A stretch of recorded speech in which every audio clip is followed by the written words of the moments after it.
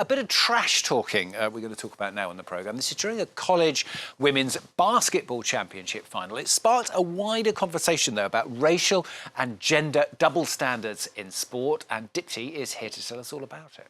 Well, Stuart, it's a very interesting story. Angel Reese, she's a standout collegiate black basketball player who helped her side, Louisiana State University, win the national championship on Sunday in a game that had people talking more about her behavior than her team's performance. It was all because of a bit of trash talking on her part from Reese to her white rival, Caitlin Clark.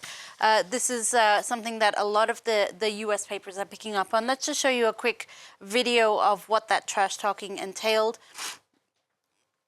Essentially, you see her pointing to her finger, her ring finger there in a message saying she's going to take the national championship ring. She also made this sort of hand gesture with her face. It's called the Cena gesture in reference to wrestler John Cena. It's sort of a trash-talking gesture to mean you can't see me.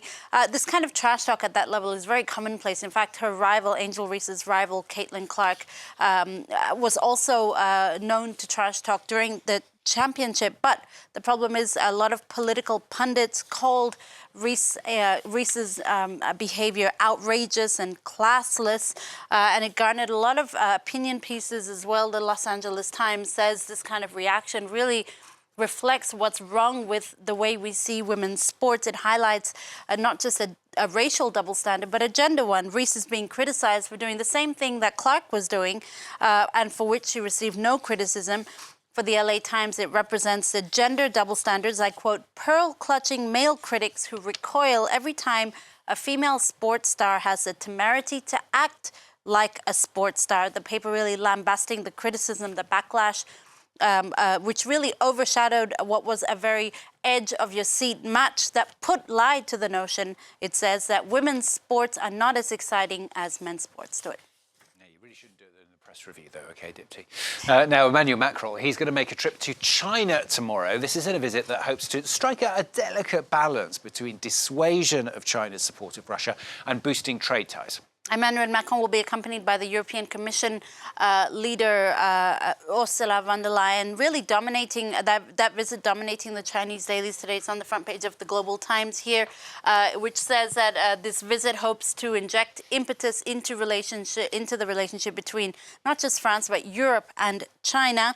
Like the Global Times, another paper, the China Daily, cautions EU leaders today, really, to uphold its strategic independence and not be influenced by the US. The paper also focusing on the government's hopes of making progress on its so-called 12-point peace plan for solving the war in Ukraine. From the French perspective, this is not a lot of coverage on the front pages, but Le Figaro, the right-wing paper, is talking about this visit, looking ahead to it, saying that France and more widely Europe is looking to establish its position in this battle between China and the US, but a position that it hopes will be neither partisan nor subservient to either side. Le Figaro nonetheless expressing its doubts that Emmanuel Macron will be able to tame the, quote, Chinese tiger, even with von der Leyen by his side. Story. Now, Donald Trump, we're going to talk about now. He's going to be arraigned, as we said in the news, at a Manhattan courtroom today. He's going to be fingerprinted, possibly even have his mugshot taken. Yeah, Trump's hearing stemming from charges about alleged hush money that he paid to a porn star back in 2016. But it's not clear yet if he will have his mugshot taken or if it will indeed be made public. But the Washington Post today is looking at history's most famous mugshots. I bet you didn't know that the first ever mugshot was actually invented by a Frenchman, Stuart, back in 1888. It was Alphonse Bertillon, a French police officer and researcher who theorized that a more standardized process for taking these pictures was needed. And so in order to illustrate that, he took his own picture, and this became the first known mugshot in history. But obviously mugshots since then have become sort of these visual stamps of iconic moments. You have this one is Joseph Stalin in his early 30s. This was taken in 1911. Decades later, you have Jane Fonda, who was in the 1970s an activist and actress. Well, here she is with her defiant fist in her mugshot after she was arrested on trumped-up drug charges. And this picture actually has been splashed across merchandise in the years since. It's made her a lot of money. And you also have this one. This is Jeremy Meeks, a prisoner back in 2014, whose mugshot went viral simply for the fact that he's very handsome and people were taken aback by his baby blue eyes. So a lot more lowbrow as the years passed on, Stuart. Yeah. We know what Dipti's concentrating on for the rest of the morning. Finally, from Dipti, the story of a really, really bad, terrible, in fact, April Fool's Day prank in the UK. Yeah, I mean, the British are known for their humour, but this really did take it too far, Stuart.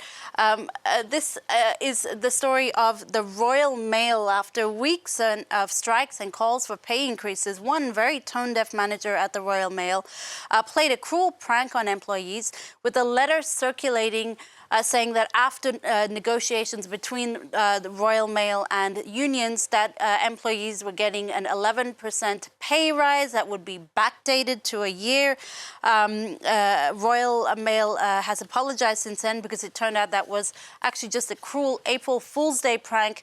A pretty stupid thing to do given today's climate of high inflation and high cost of living and worries about job. Also, I do think bosses in this current climate really just need to read the room, Stuart. That was a bad joke. That was a bad joke. It wasn't even a joke. No, it wasn't even a joke. Very, very bad taste. Yeah, thank you very much, Dipti. Dipti Laurent back with us here on France 24 with the papers.